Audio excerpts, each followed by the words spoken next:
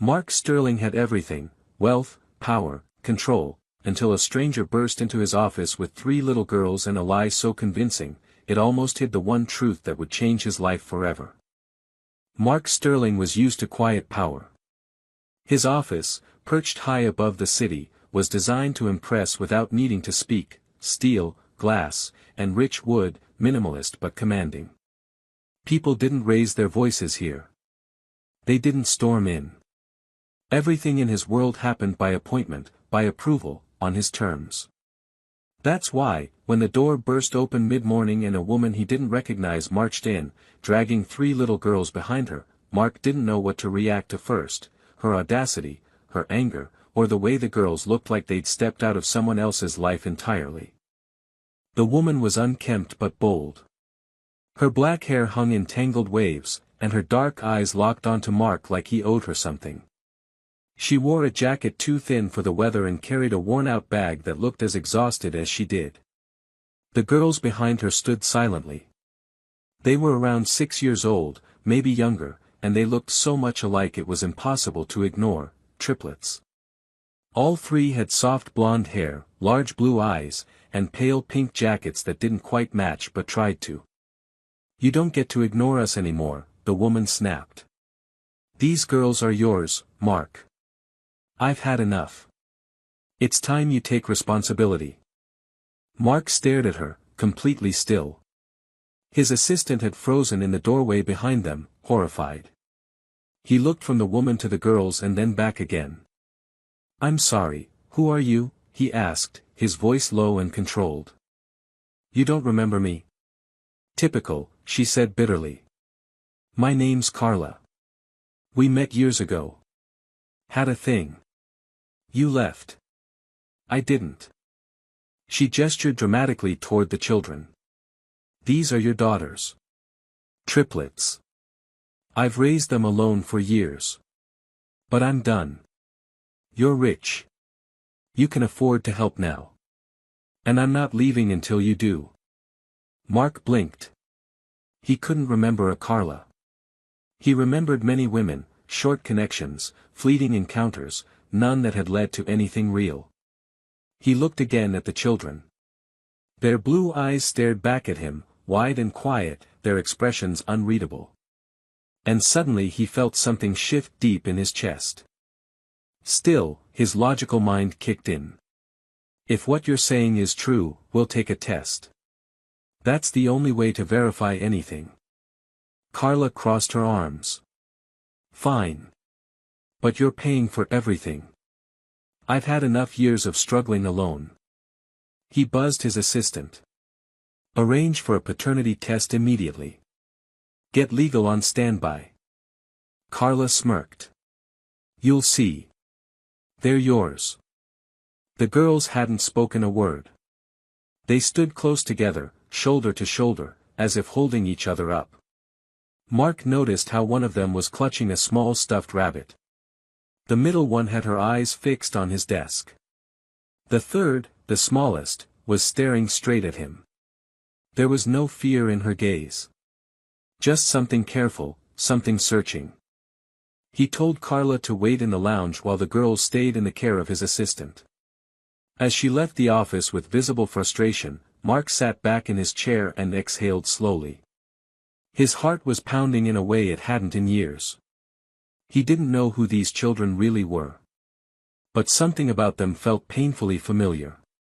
Something in their eyes wouldn't let him look away. Mark stood by the large windows of his office, trying to collect his thoughts, but the calm view of the skyline couldn't ground him the way it usually did. The moment the door had closed behind the woman, Carla, as she claimed to be, the room had shifted. It wasn't the space that had changed, but something in him. He had built his life to be immovable, insulated, a fortress of control and logic. Yet now, only feet away, were 3 little girls with faces that looked just enough like his to rattle that entire foundation. He walked slowly to the hallway where the girls sat with his assistant in the reception area. They were huddled together on the couch, quiet and unsure, their bodies close as if they only felt safe when touching. His assistant had given them juice boxes and some crackers, but they hadn't touched the food. They didn't speak unless spoken to, and even then, they answered with cautious, short responses. Mark watched them for a moment from the doorway without making his presence known. There was a softness to them, an uncertainty that cut deeper than he expected. These weren't children used to demanding things. They were used to waiting. Used to being told what to do. He stepped into the room, and their eyes shifted to him in unison. "I just wanted to make sure you're comfortable," he said, his voice softer than usual. "Do you need anything?" The girl in the middle, Jane, he would later learn, shook her head. One of the others glanced toward the hallway, perhaps wondering if the angry woman would come back. The smallest girl looked directly at him again, the same way she had earlier, with unnerving focus. After a long pause, she stood up and walked over to him. She was barely up to his waist, but she moved with surprising certainty. "You're not mean," she said quietly, as if testing the words. "She is." Her tone wasn't fearful. It was matter-of-fact. Mark knelt down slowly to her level. "Who is she?" he asked, trying not to lead. "Carla," the girl answered. "She's not our mommy." The words landed like stone. Behind him, his assistant gasped. Mark kept his eyes on the child's. "What do you mean?" he asked, keeping his tone calm. "She said you were her daughters." The girl shook her head. "She told us to pretend. That we had to say you were our daddy. She said if we did it right, we'd get toys and a big house. But we don't want a big house. We want the real mommy." Her voice cracked on the last words. Mark felt something deep inside him fracture. He stood and immediately called security, instructing them not to let Carla leave the building under any circumstances. He then contacted law enforcement and child protective services. This was no longer a question of paternity, it was a criminal investigation. As Carla was detained by security downstairs, the police arrived swiftly, and social workers came soon after to speak to the girls. Mark stayed close by. He didn't leave them alone. He couldn't. Each girl was interviewed separately. Lacey, Jane, and Bella. Each of them said the same thing. They didn't know Carla. She had picked them up from somewhere they didn't recognize, told them to keep quiet, and brought them to this building with a promise that if they followed instructions, they'd be rewarded. Mark watched the interviews from the side with growing anger, not just at Carla, but at himself. For not asking more questions from the beginning. For being so wrapped up in logic that he didn't immediately act on instinct when he saw fear in their eyes. But what scared him more than anything else was how easily those girls had followed Carla's directions, not out of trust, but out of necessity. They had survived by listening, by obeying, by becoming invisible. By the time evening came, Carla had been taken into custody. Her story collapsed under questioning. She had no connection to the children, no documents, no legal rights. Just a long history of petty fraud and a desperate plan to extort a wealthy man using vulnerable children. The girls were now officially wards of the state, but the social worker admitted there was a complication. No one knew who they were. They didn't appear in missing persons reports. No birth certificates had surfaced yet. It was as if they didn't exist on paper. Mark didn't hesitate. He asked to take temporary custody until a proper guardian could be found. The social worker was surprised, even cautious, but after a full day of statements and cooperation, and with nowhere else for the children to go, she agreed. That night, the three girls sat in the back seat of Mark's car as he drove them home. They didn't ask where they were going. They didn't speak much at all. But when they reached his house and he opened the door for them, each one walked in slowly, taking in the tall ceilings, the quiet hallways, the warm light spilling from the kitchen. And though none of them said it out loud, something about the way they all looked back at him before walking farther inside told him the same thing. They had no idea what this place was yet. But they wanted it to be home. The morning after the girls moved in, Mark woke up earlier than usual, not because of an alarm or a meeting, but because something in him was restless. The house was still quiet, but it felt different. No longer just a pristine, high-end space built for solitude, it now held the energy of presence, of little feet that had walked softly down the hall, of small breaths rising and falling in unfamiliar beds. He got out of bed, not sure what to expect, and padded down the hallway toward the guest rooms.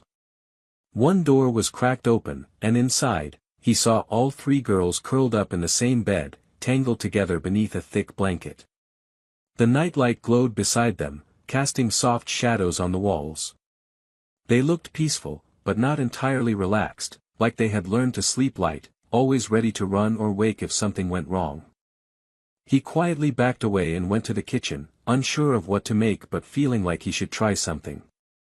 He wasn't used to cooking. His kitchen was usually used by staff, rarely by him. Still, he pulled out a pan and attempted pancakes, though they came out slightly burned on the edges. As the scent spread through the house, he heard footsteps behind him. It was Lacey, the bold one, with her hair sticking out at odd angles from sleep. She stared at the pan, then at him, and asked, "Are those for us?" He turned and nodded. "They might not be perfect, but they're warm." Lacey shrugged and climbed onto a stool at the counter. Jane and Bella joined a few minutes later, quieter, but clearly watching his every move. He placed plates in front of them and poured orange juice into glasses. The girls started eating cautiously, and he noticed how they didn't ask for anything, not even syrup. They didn't complain. They were just grateful. After breakfast, he gave them a short tour of the house, not because it was large and impressive, but because he wanted them to know where everything was. Where the extra blankets were. Which cabinet had cereal. How to call him from the landline if something ever scared them. Each time he showed them something simple, like the button for the TV or the shelf where books were kept, he saw the smallest flashes of awe in their eyes. It wasn't the objects that amazed them. It was the attention. The permission to belong. Later that morning, a representative from Child Protective Services arrived for a scheduled home visit. She was there to check on the girls, to confirm that the environment was safe and suitable for temporary guardianship. Mark answered her questions calmly, gave her a full tour, and let her speak with the girls privately. He paced outside the room during the conversations, trying not to eavesdrop, but his nerves made his chest tight. When she finished and came to speak with him, she said, "They feel safe here." That's not always the case in situations like this. Whatever you're doing, it's working. After she left, Mark sat in his office and stared at the paternity report he had requested but hadn't yet submitted. He hadn't told the girls about it. Part of him still needed to know. Part of him was afraid of what he might learn. But another part, a deeper part, already knew the truth. He saw it in their eyes, in the curve of Bella's cheek, in Jane's thoughtful expressions, in Lacey's stubborn confidence. They were his. Maybe not just by blood. Maybe by something more binding, choice. That afternoon, the girls helped him clean up the living room. They insisted on organizing the bookshelf by color. Jane found a book about stars and asked if she could read it at bedtime.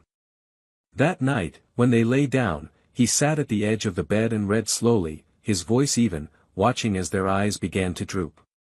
Lacey was the last to fall asleep, and before she did, she whispered, "You're better than the last house."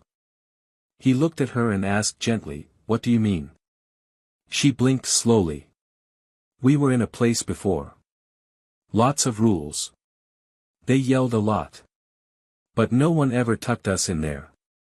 He didn't know what to say, so he just pulled the blanket a little tighter around her and stayed until her breathing evened out.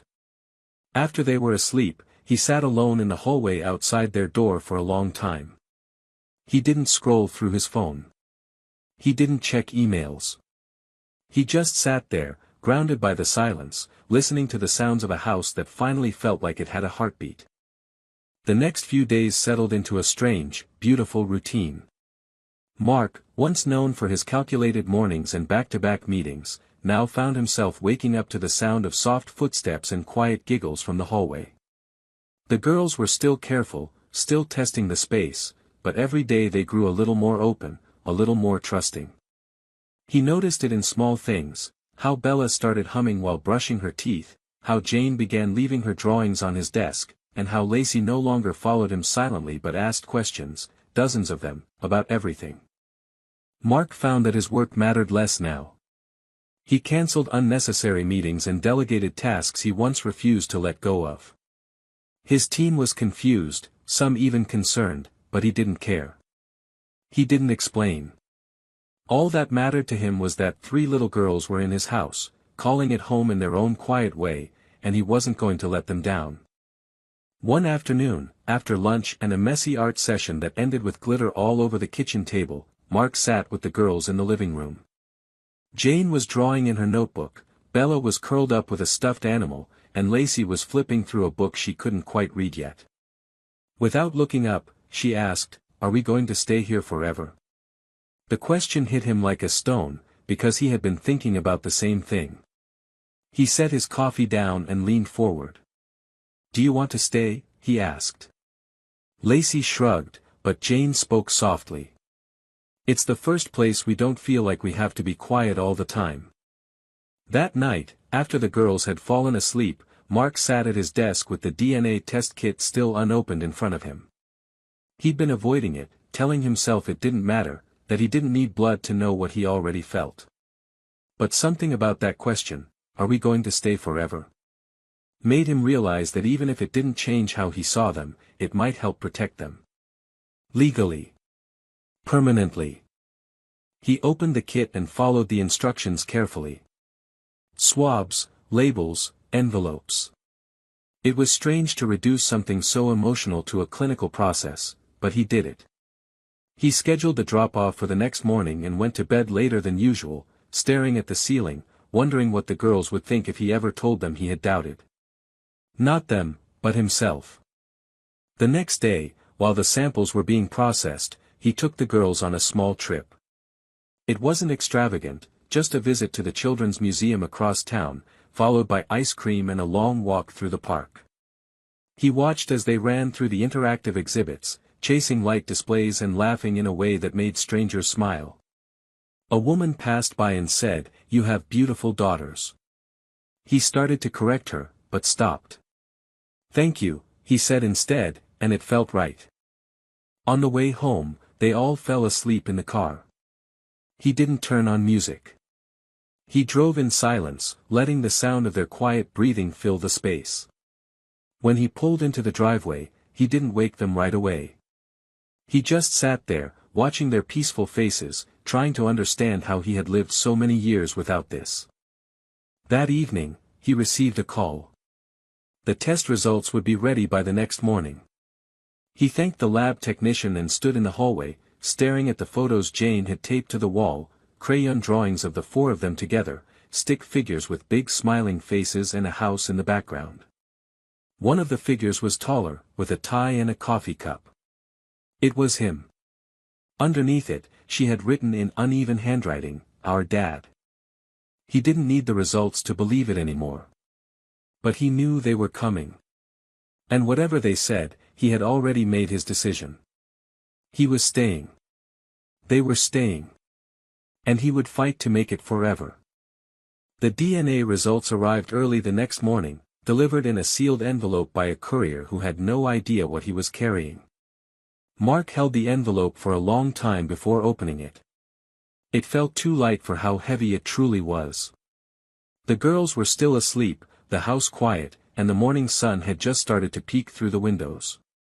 He stood by the kitchen counter, tore the edge open, and slid the folded document out with slow, steady hands. His eyes scanned the lines, looking for the only words that mattered. The conclusion was simple, printed in bold black letters: probability of paternity, 99.9%. He didn't sit down. He didn't react outwardly. He just stared at the words, letting the confirmation settle in a place he had already made space for days ago. They were his. Not just in a legal or biological sense, but in the deeper way that had grown between them every hour they spent together. The girls were his daughters, and now the rest of the world would have to recognize it, too. Later that morning, when the girls came into the kitchen in their pajamas, he was already cooking breakfast. Pancakes again, this time a little less burned. Bella clung to her stuffed animal while Jane climbed up onto the stool and asked if they could go to the park later. Lacey didn't say anything at first, just watched him with the kind of look that saw more than most adults ever could. Mark turned around and smiled, deciding to wait on telling them. Not because they didn't deserve the truth, but because he knew they needed to hear it at the right moment, in the right way. After breakfast, he called his attorney and began the process of filing for full legal custody. It would take time, and there would be interviews, home inspections, and a pile of paperwork, but none of it deterred him. Every box he checked, every line he signed, brought them one step closer to safety, to permanence, to never having to be moved or claimed or questioned again. Later that week, he brought the girls to a quiet cafe near the park. It was the kind of place where no one asked questions, and the back table was tucked away with just enough privacy.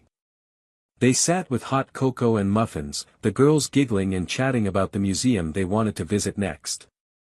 Mark waited for a lull in their conversation and then gently reached into his jacket pocket. He pulled out the folded result sheet and laid it on the table. "I want to show you something," he said carefully. The girls fell silent. Jane leaned in first, reading the top line with wide eyes. Lacey looked at him, not the paper, already guessing what it meant. Bella stayed quiet, her fingers curled around her cup. "This test," Mark said softly, "proves that you're not just in my home, you're mine. My daughters. All three of you." The reaction wasn't what he expected. There were no shouts of excitement, no sudden hugs. Instead, Jane's lower lip began to tremble. "So we really belong?" she asked, her voice breaking. Mark reached across the table, took her hand gently, and nodded. "You always did. Now everyone else knows it too." Bella started crying softly, and Lacey pulled her close. Then she looked at Mark with a mix of emotion he would never forget, something between relief and awe. "Does that mean no one can take us away now?" "No one," he said firmly. "Not ever again." That night, when they were back home, the girls pulled their mattresses into his bedroom without asking. They didn't want to sleep far from him. Instead of sending them back, he helped them build a blanket fort right there on the floor. They lay in their sleeping bags while he read to them, the sound of their breathing steady and calm. When he turned off the light, Lacey's voice came from the dark. "You didn't have to do all this, you know." Mark paused, lying back on his pillow. "I know," he said. "But I wanted to. Because you're worth it." And for the first time since they had walked into his office, he felt something shift, not just in the girls, but in himself. It wasn't fear or guilt or obligation anymore. It was love. The quiet, permanent kind that required nothing in return. Just the choice to stay. In the weeks that followed, Mark's life began to transform in ways he never could have predicted. The change wasn't loud or dramatic, but it was constant, unfolding in the details he used to overlook.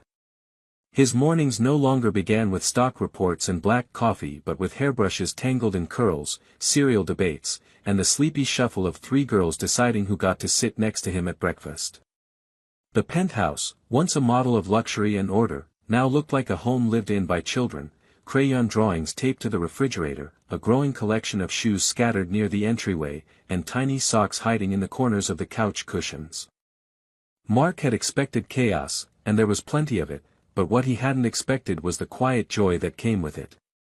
Every time Bella reached for his hand during walks, every time Jane asked him to read just one more chapter, every time Lacey rolled her eyes at his poor pancake skills but ate every bite anyway, it chipped away at the walls he had spent years building around himself. He wasn't the same man who had once chosen silence over connection. He was becoming someone else, someone better. He adjusted his work schedule around the girls, shifting meetings and stepping away from the day-to-day operations of his company.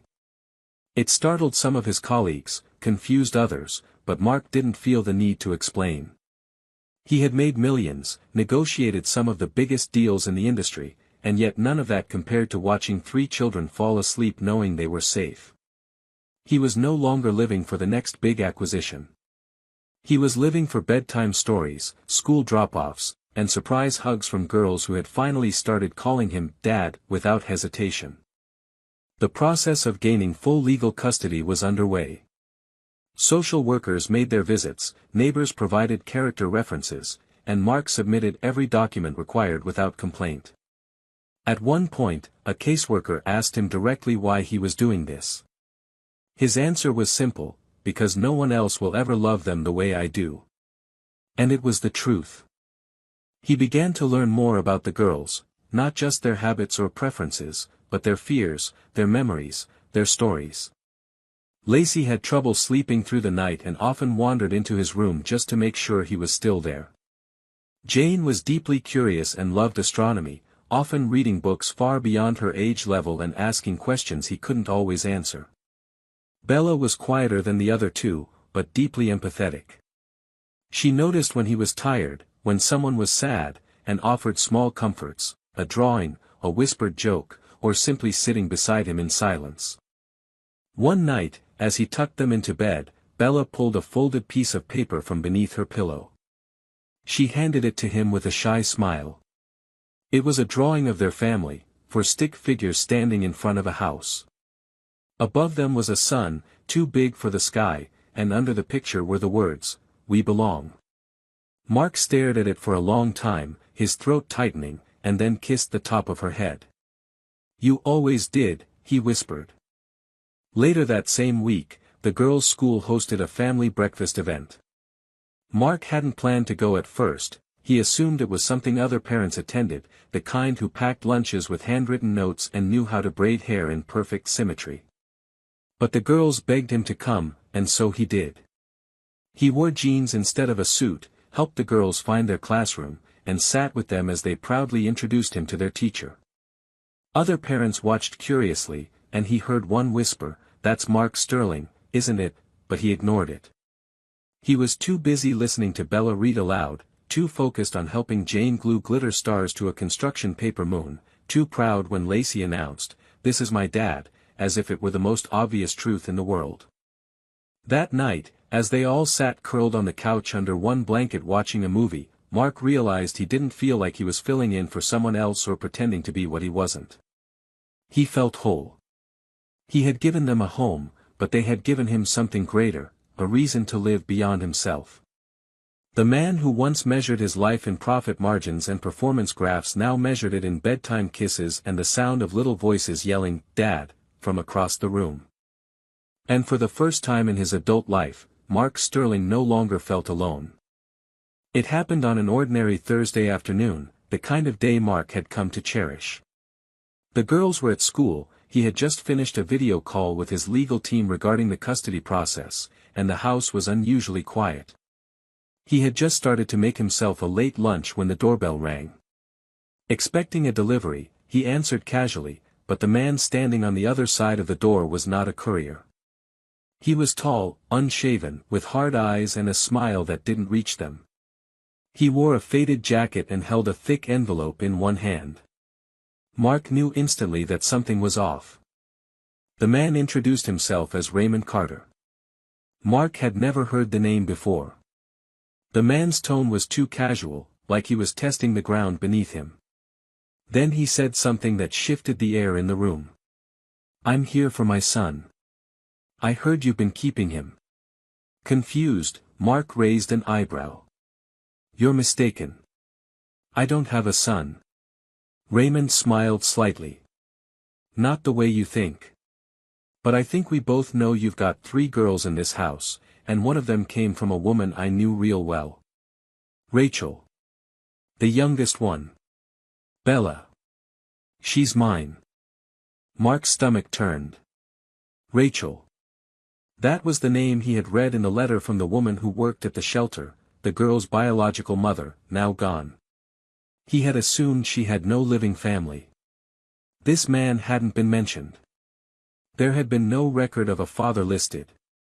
But Raymond went on, claiming he had proof, pulling out a page from the envelope that looked like an old birth certificate with his name scribbled in. He said Rachel left with the baby without his permission, that she lied about everything, and now he wanted compensation. That word stuck. Mark stayed calm, though every nerve in his body was on edge. "You're not here for Bella," he said plainly. "You're here for a payday." Raymond didn't deny it. He laughed, called it business, and said he'd already spoken to someone in the press. "You wouldn't want a scandal, Mr. Sterling. I'm sure the public would be very curious about how you adopted a bunch of orphans and kept it quiet." It was a threat, clear and ugly. Mark didn't yell. He didn't slam the door. He simply said, "If you come near my family again, you'll speak to my attorney. And the police." Then he shut the door in the man's face. His heart was racing. He stood still for a full minute, trying to keep himself grounded. This wasn't just about legal battles anymore. This was someone trying to rip away what he had only just begun to build. But Mark wasn't the same man he had been months ago. He didn't panic.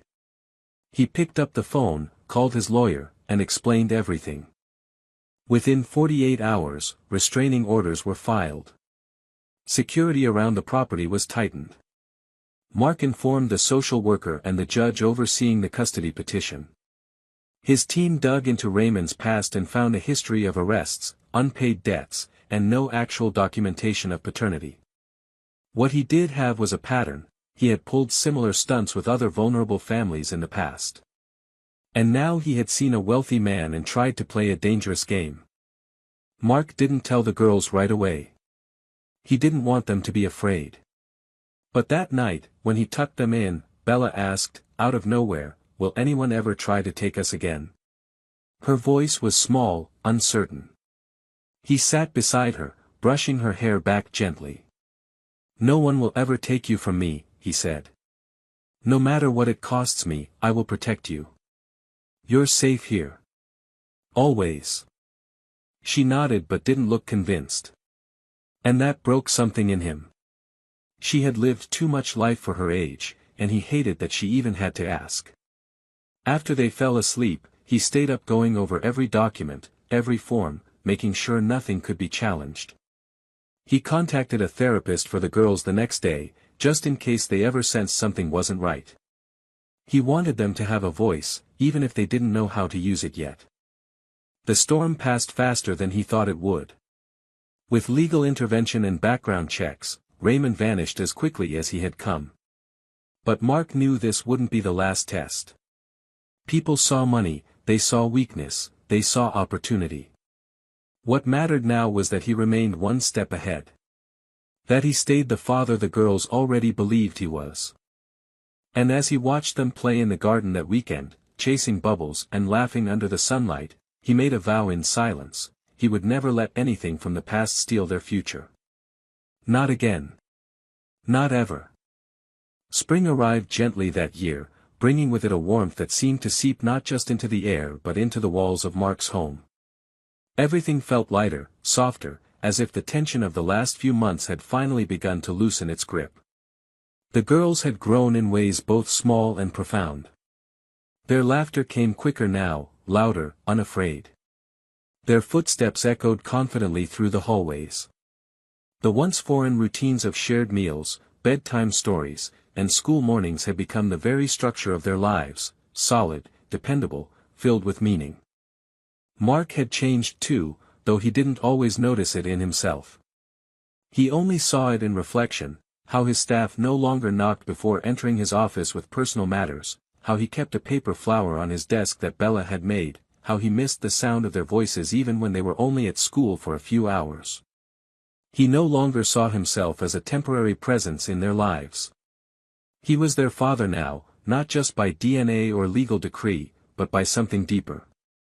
He was the one they looked for in the crowd at school recitals, the one they called when they scraped a knee, the one they trusted to keep the night monsters away. The court date for final custody came sooner than expected. Mark had prepared for weeks, working closely with his attorney, assembling every document, every report, every glowing statement from teachers and social workers. But when the day finally arrived, he didn't feel nervous. He felt ready. The courtroom was quiet and formal, filled with rows of benches and polished wood. The girls sat beside him, dressed in matching soft blue dresses they had chosen themselves. They held hands, legs swinging just above the floor, and looked at the judge with wide, curious eyes. The judge, an older woman with a firm but kind expression, asked the necessary questions. She reviewed the file carefully, spoke directly to the girls, and then turned to Mark.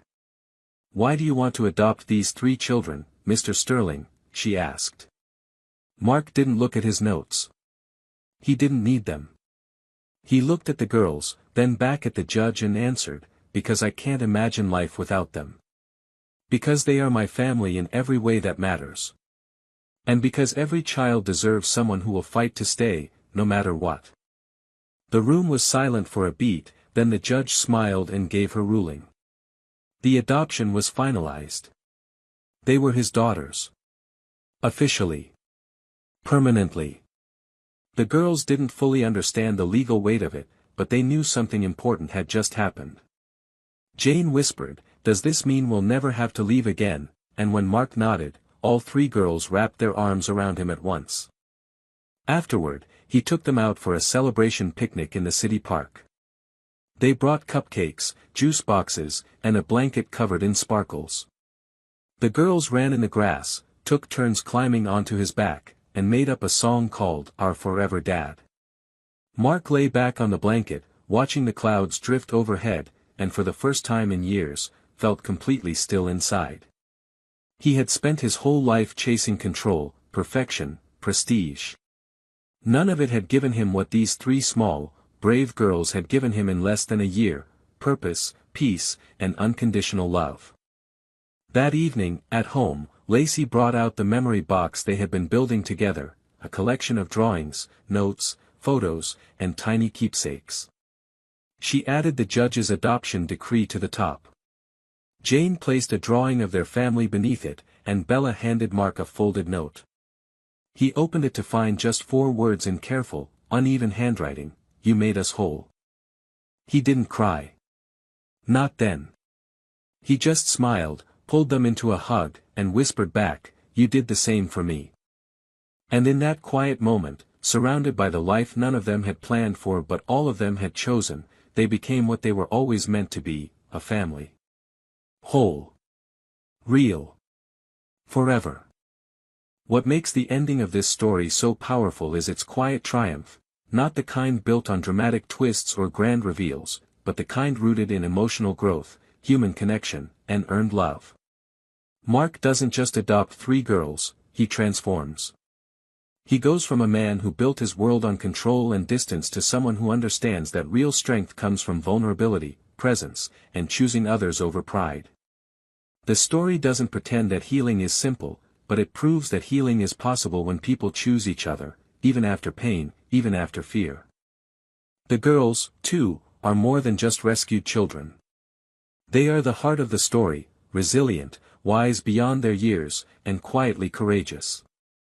Their bond with Mark grows not because of DNA, but because he shows up every day, even when he's unsure.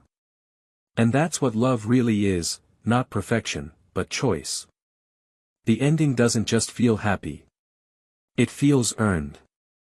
And in a world that often values success over softness, that's exactly the kind of ending we need.